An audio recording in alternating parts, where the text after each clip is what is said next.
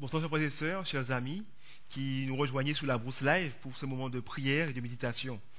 Alors bienvenue de nouveau, que Dieu vous fasse grâce et miséricorde, que Dieu récompense votre foi. Ce soir, nous avons pour sujet créer pour dépendre de Dieu. Créer pour être dépendant de Dieu. Alors ce message, ce titre évoque plusieurs questionnements, plusieurs réflexions. Mais n'ai-je pas une intelligence pour pouvoir être autonome, pour prendre mes décisions seul? On m'a toujours appris dans mon enfance à me débrouiller tout seul. Mais le monde nous a éduqués d'une manière. Mais là où nous allons, dans le ciel, l'éducation est différente. Dieu veut nous emmener à dépendre de lui véritablement. Non pas simplement le dire, mais le vivre dans notre quotidien. Comme je vous le disais, l'homme a été créé pour être un partenaire de Dieu. Dieu veut manifester sa puissance et sa bonté dans ce monde à travers nous. Dieu veut que nous puissions révéler au monde le besoin de Dieu.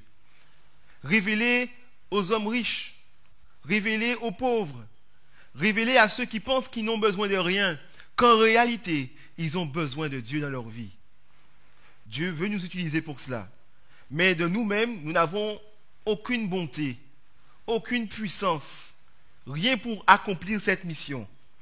Donc il est primordial pour nous de dépendre de Dieu, de l'expérimenter véritablement, pour en connaître les bénédictions et le partager après aux autres par la puissance de cet esprit. Je vous invite à prier avec moi. Nous allons prier pour que Dieu nous inspire et que Dieu nous fasse comprendre, car on va certainement comprendre des choses dans cette méditation, dans ce moment de prière. Mais nous ne voulons pas que ces choses soient comprises de manière intellectuelle. Nous voulons que cela nous mène maintenant à l'action, nous mène à changer de vie, changer de pensée et d'action. Prions. Nous te prions, notre Dieu, nous te remercions pour ta grâce. Merci Seigneur de nous donner Jésus. Merci Père de nous donner le sang de Christ qui nous pardonne. Merci Père pour le consolateur, l'esprit de vérité que le monde ne peut recevoir, mais que nous recevons, Seigneur mon Dieu, par notre foi en Jésus-Christ. Seigneur, pardonne-nous nos manquements. Et ce soir, veuille nous visiter là où nous sommes, petits et grands, et accorde-nous, mon Dieu, la sagesse de saisir ta parole afin d'être sauvés. Nous avons prié en Jésus et pour ta gloire. Amen. Donc, je vous le disais, nous avons été créés afin d'être dépendants de Dieu en toutes choses. Et je dis bien en toutes choses. Mais voilà, nous ne sommes pas conscients de notre dépendance totale. Et c'est pour cette raison que nous pouvons faire davantage l'expérience de la puissance de Dieu dans notre vie. Aujourd'hui, on se heurte à un christianisme superficiel. On se heurte à une théorie sans pratique. À un christianisme vide de puissance. Et on prie, on recherche Dieu dans le jeûne et la prière, dans les multiplications de rencontres spirituelles, ce qui est agréable de Dieu en Christ. Mais nous ressortons de ces moments-là toujours insatisfaits, toujours vides. Parce qu'il nous faut comprendre réellement que nous dépendons de toutes choses de Dieu. Dieu doit diriger notre vie de manière pleine. Pas donner à Dieu 9 parties sur 10, mais donner à Dieu les 10 parties. Vous nous reposez totalement en lui. Il y a un verset qui m'a particulièrement touché au début de ma conversion. C'est dans 1 Corinthiens 6, verset 13. 1 Corinthiens 6, au verset 13. Il nous dit, les aliments sont pour le ventre, et le ventre pour les aliments. Et Dieu détruira l'un comme les autres. Mais le corps n'est pas pour la débauche. Il est pour le Seigneur, et le Seigneur est pour le corps. Un verset que nous connaissons très bien, que nous lisons souvent. Mais là, qu'est-ce que ce verset nous dit? Il nous fait comprendre que chaque chose a sa raison d'être. Le ventre est pour les aliments, et les aliments sont là pour le ventre. Mais il nous dit, mais chers amis, chers enfants de Dieu, votre corps est pour le Seigneur et Dieu est là, Dieu existe, Dieu est présent pour être en vous. Donc, nous devons apprendre en tant qu'enfants de Dieu à dépendre de Dieu, à laisser Dieu rentrer, à laisser Dieu faire sa demeure en nous. Je dis bien faire sa demeure, non pas être visiteur, non pas être invité, mais lui donner la place de dirigeant, de celui qui dirige, celui qui tient la maison. Parce que notre corps, qui est une habitation, qui est un temple, a été fait pour le Seigneur. Et le Seigneur nous visite, le Seigneur nous a visités en Christ. Nous visite par cet esprit parce qu'il est là pour être dans le corps. Comme je le disais, nous manquons de puissance parce que nous manquons de compréhension de notre dépendance à Dieu. Nous le disons, mais nous n'arrivons pas à le mettre en pratique. Nous n'arrivons pas à lâcher prise. Nous avons tendance à ne pas ressentir le besoin de dépendance, de dépendre en toutes choses entièrement et à tout moment de lui. Dans son message à l'église de Laodicée, Jésus dit ceci, dans Apocalypse 3, verset 17. Apocalypse 3, verset 17.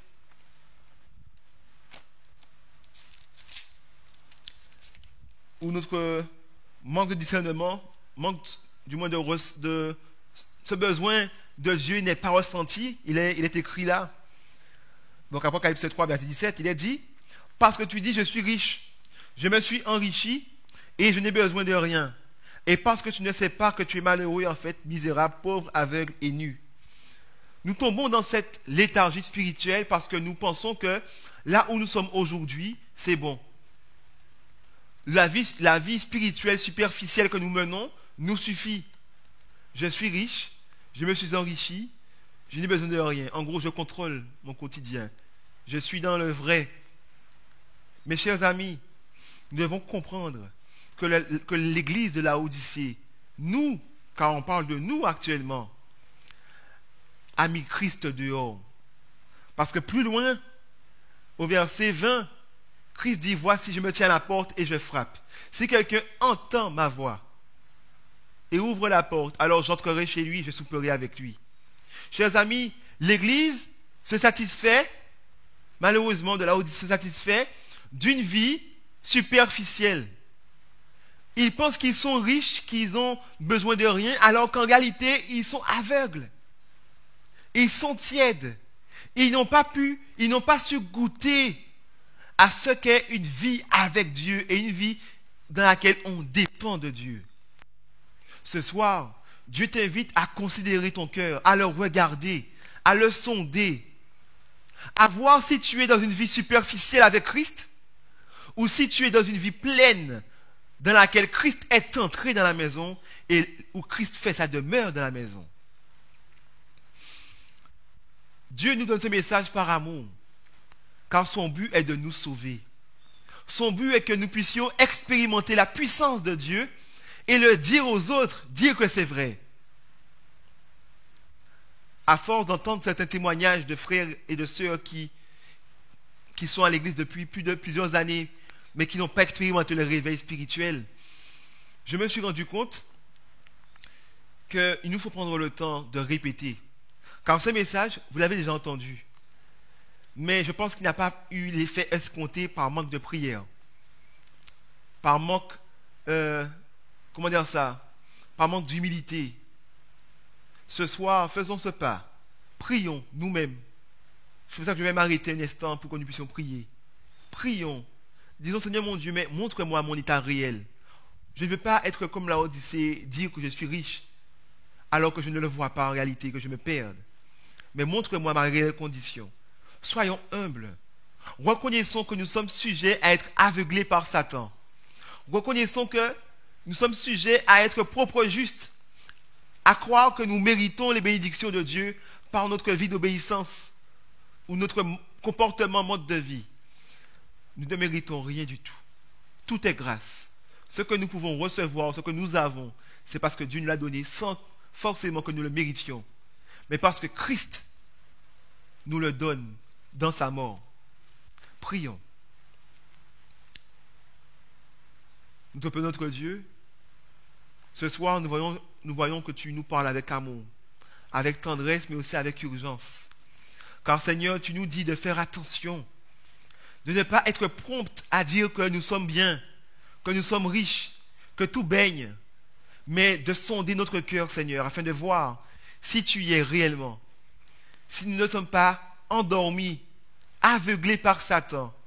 Alors, Seigneur, ce soir, nous te demandons de nous visiter par ton esprit et de nous révéler, Père, notre vraie condition. Seigneur, nous croyons que tu nous aimes. Si ce soir tu nous parles ainsi, ce n'est pas, Père, pour pouvoir nous faire languir d'une relation plus profonde avec toi, mais c'est pour nous donner la solution et le remède à cette relation, cette tiédeur que nous avons. Seigneur mon Dieu, bénis-nous du plus grand au plus petit. Ouvre nos yeux, réveille-nous, réforme-nous, afin que notre vie avec toi soit changée et que nous expérimentions la dépendance réelle à Dieu. Nous avons prié en Jésus et pour ta gloire. Amen. Dieu voudrait nous accorder tout ce dont nous avons besoin. Tout ce dont nous avons besoin, Dieu veut nous l'accorder. Et je vous le dis, Dieu nous l'a déjà donné. Maintenant, c'est nous qui ne saisissons pas ces réalités. Je veux que nous puissions voir un verset ensemble, un verset qui est puissant. Puissant par rapport à l'impact que ce verset aura dans notre vie si nous l'acceptons.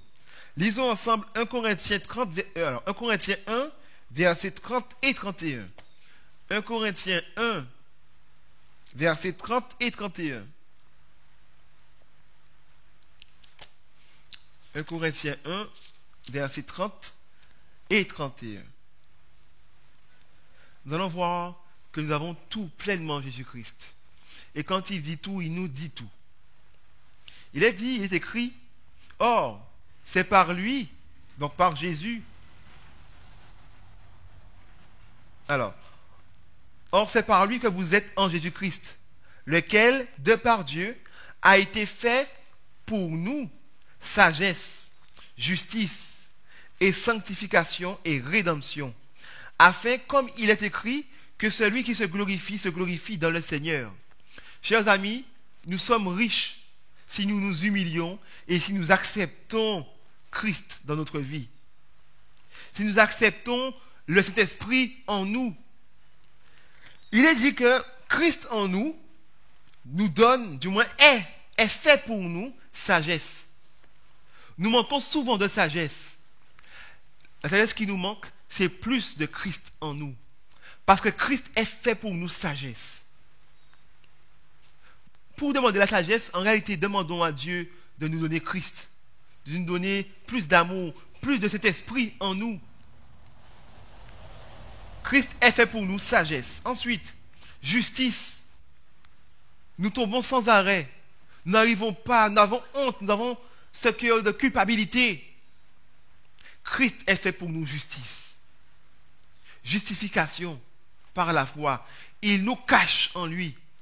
Car même nos prières, même nos méditations, nos services religieux, notre adoration, peu importe si nous vivons en communion avec Christ, n'est pas agréable à Dieu sans que Christ le prenne. Car toutes nos prières sont imparfaites, sont tachées par le péché qui est en nous. Mais quand Christ prend ces supplications, prend ce que nous offrons au Père, il le prend, il le couvre de son sang, parce qu'il est fait pour nos justices. Et lorsque le Père reçoit des mains de Christ nos requêtes, elles lui sont agréables. Christ est fait pour nous justice.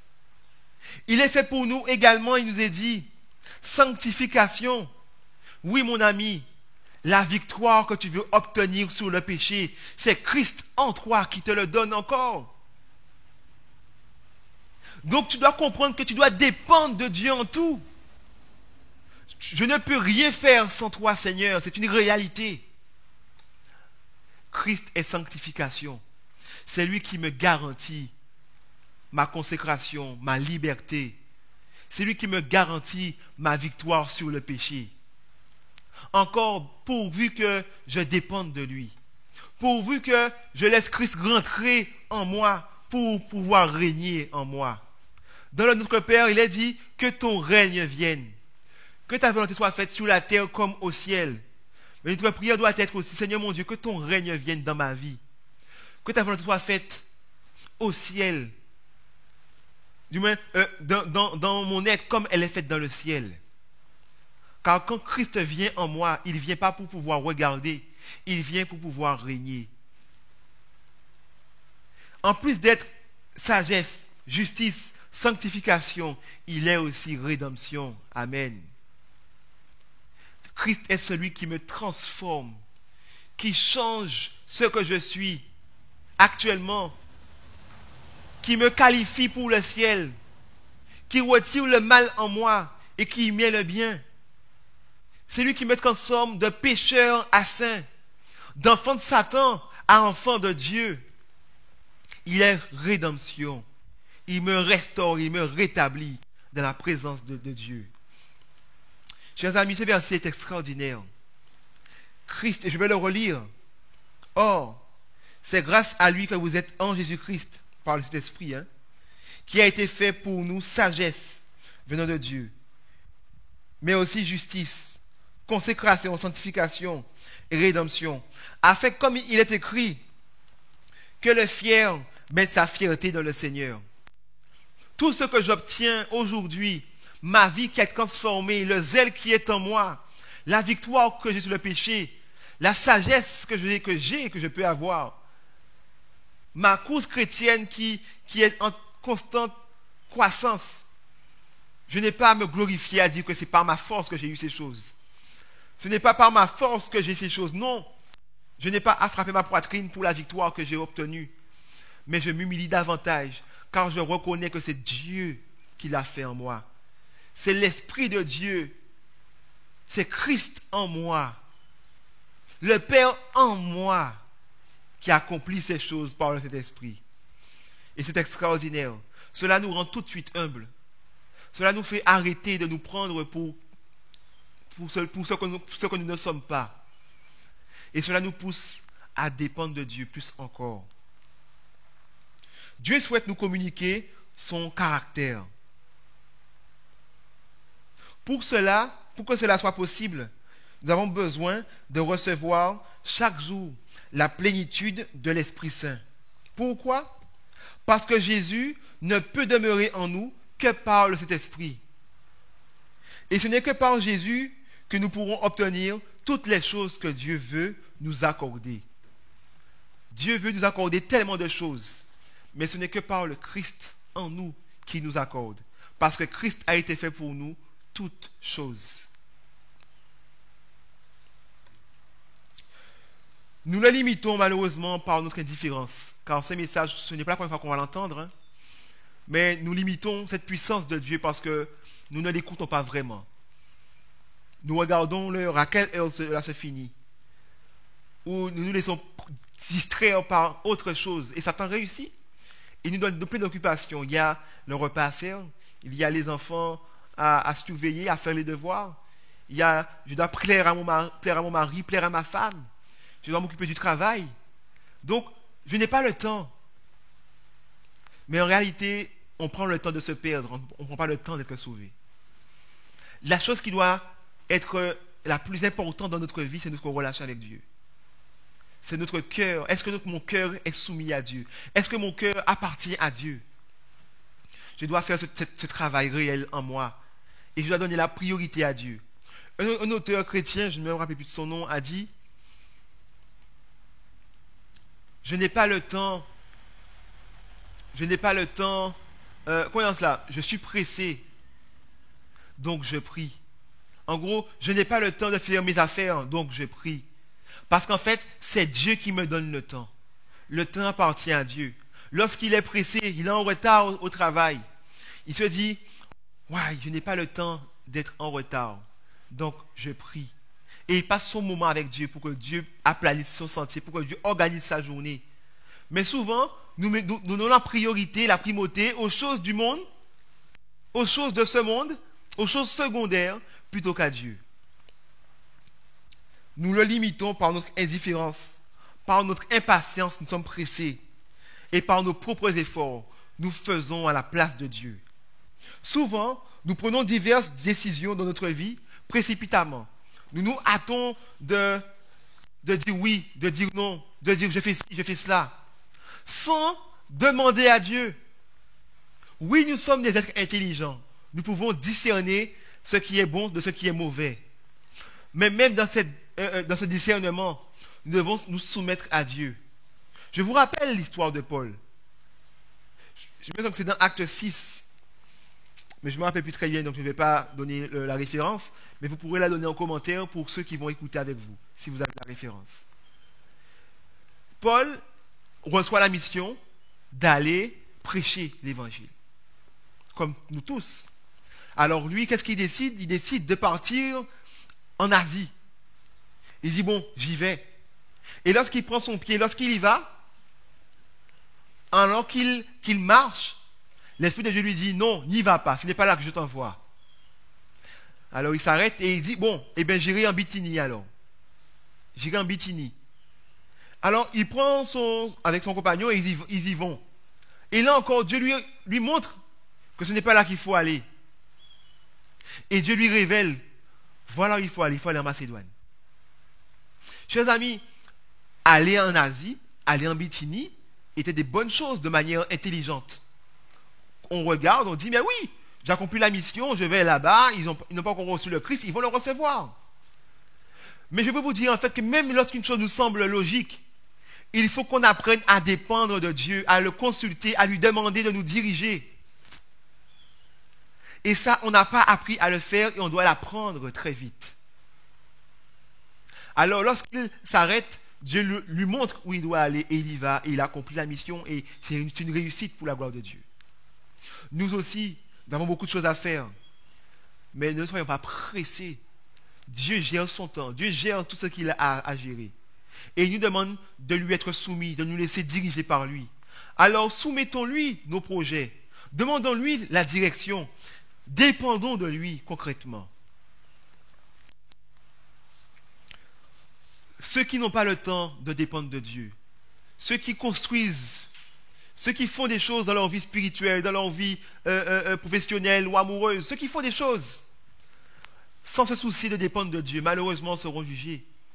Comme ceux aussi qui dépendent de Dieu, ils seront jugés. Et ce qu'ils ont bâti va être éprouvé dans le feu. Et je vous invite à lire ceci dans 1 Corinthiens 3, versets 12 à 15. 1 Corinthiens 3, versets 12 à 15. Il est dit, or, si quelqu'un bâtit sur ce fondement avec de l'or, de l'argent, des pierres précieuses, du bois, du foin, du chaume, l'œuvre de chacun sera manifestée, car le jour la fera connaître, parce qu'elle se révélera dans le feu, et le feu éprouvera ce qu'est l'œuvre de chacun. Si l'œuvre bâtie par quelqu'un sur le fondement subsiste, alors il recevra une récompense.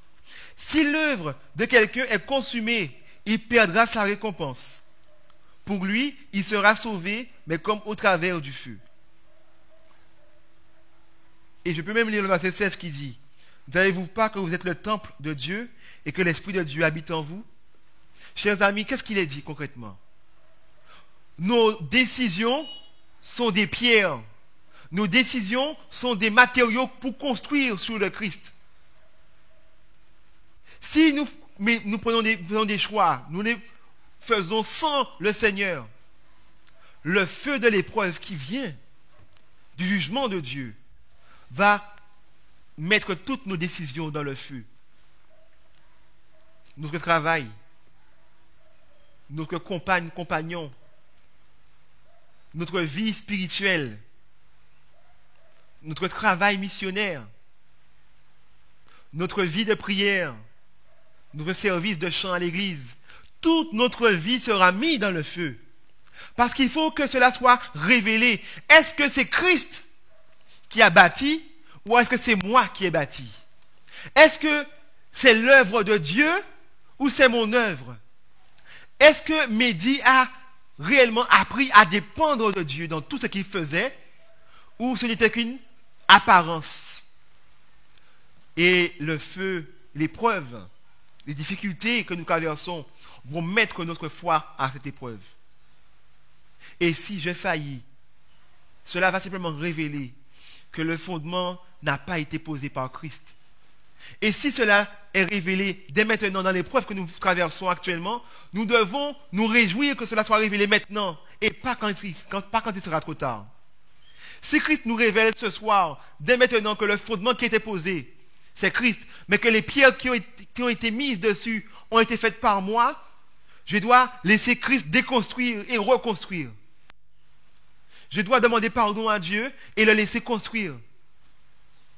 Ne nous enorgueillissons pas. Peu importe le nombre d'années que nous avons passé dans l'église sans comprendre cela, Dieu veut nous faire comprendre qu'il n'est pas trop tard pour prendre le bon départ. Il n'est pas trop tard.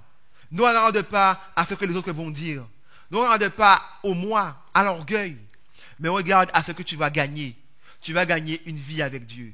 Tu vas gagner une vie spirituelle abondante, épanouie. En gros, tu seras en sécurité. Je parlais avec une amie qui est dans l'église depuis longtemps. Et elle me dit, elle a suivi des formations que je donne sur YouTube, sur God is There TV. Et elle me dit, tu sais, à la fin de la formation, la formation c'est apprendre, réussir à dépendre de Dieu. Elle me dit, je me suis rendu compte que j'étais pendant plus de 10 ans à l'église, et que pendant 10 ans à l'église, c'est moi qui faisais. Et aujourd'hui, j'ai appris à lâcher prise.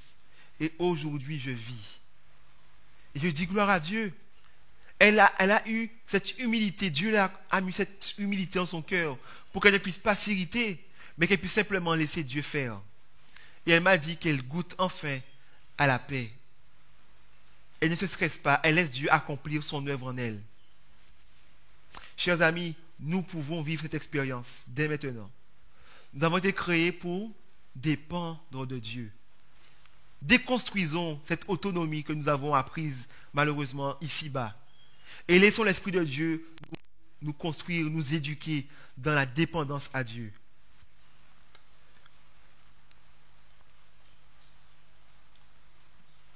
Nous avons du mal à attendre Dieu. Nous sommes pressés, comme je le disais.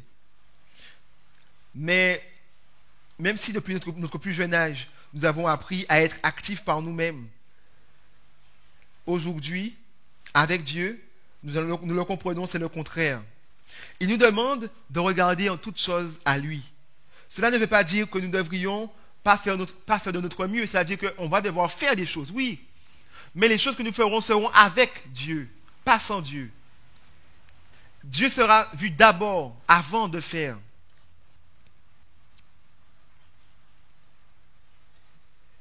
Et même là, dans cette action que nous allons mener, nous dépendons toujours et encore plus de la sagesse de Dieu, de ses directives et de sa puissance. Pour que des chrétiens fidèles puissent avoir cette communion intense, cette dépendance à Dieu, il leur faut du moins quotidiennement passer du temps dans la prière et dans l'étude de la parole de Dieu. Et il leur faut rester dans la présence, il leur faut prier sans cesse. Il leur faut demander à Dieu sans cesse, Seigneur, que ton règne vienne dans ma vie et que ta volonté se fasse. Seigneur mon Dieu, que ton esprit vienne et qu'il prenne le contrôle. Chers amis, ce soir, je vous quitte avec cette espérance. L'espérance de savoir que c'est Dieu qui a dit qu'il fera toute œuvre en nous. Il a dit dans l'alliance qu'on a faite avec lui, dans Ézéchiel 36, verset 26, ou 26, verset 36, vous allez vérifier. Il nous dit, je mettrai en vous un esprit nouveau, un cœur nouveau. J'ôterai les idoles d'au milieu de vous. Je ferai en sorte que vous gardez mes ordonnances. Pas moi, hein, mais il s'est engagé à me délivrer lui-même. Alors il me dit, mon enfant, laisse-moi faire, dépends de moi. Voici, je me tiens à la porte et je frappe. Si quelqu'un entend ma voix, et s'il ouvre la porte, alors j'entrerai chez lui, je souperai avec lui. Et comme Jésus l'a dit à la Samaritaine, celui qui boit de cette eau n'aura plus jamais soif. Mais de lui jaillira la source, une source de vie. Il aura la vie en abondance. Il est temps de ne plus survivre, de ne plus être malade spirituellement, mais de guérir et de vivre avec Christ déjà dans l'éternité. Prions ensemble pour que Dieu nous fasse grâce. Notre Père, notre Dieu, nous te remercions pour ton amour, pour ta bénédiction. Père, fais-nous don de repentance. Père, fais-nous don de confession. Fais-nous don, Seigneur mon Dieu, de lâcher prise, de te laisser, Père, être Dieu dans notre vie. Ô Seigneur, que ton esprit descende sur chacun d'entre nous. Nous qui sommes disposés à dépendre de toi, Seigneur. Conduis-nous, ô Dieu, dans une vie où tu es le roi, dans une vie où tu règnes, afin que nous puissions, mon Dieu, l'expérimenter, goûter au bonheur et dire au monde entier que tu es vivant, que tu es là, Seigneur. Ô Dieu, entends-nous du haut des cieux et exauce notre prière, non pas par nos mérites, mais par les mérites de Jésus. Car cette prière, car toutes les prières que nous faisons monter à toi, nous savons que Christ prend ces prières imparfaites et par son sang, mon Dieu, il les rend parfaites et te les présente. Ô Seigneur, agrée ces prières et fais-nous voir ta gloire. Nous avons prié en Jésus et pour ta gloire. Amen. Amen. Je vous dis au revoir, soyez bénis et priez, luttez, mais laissez Dieu agir dans votre vie. Amen.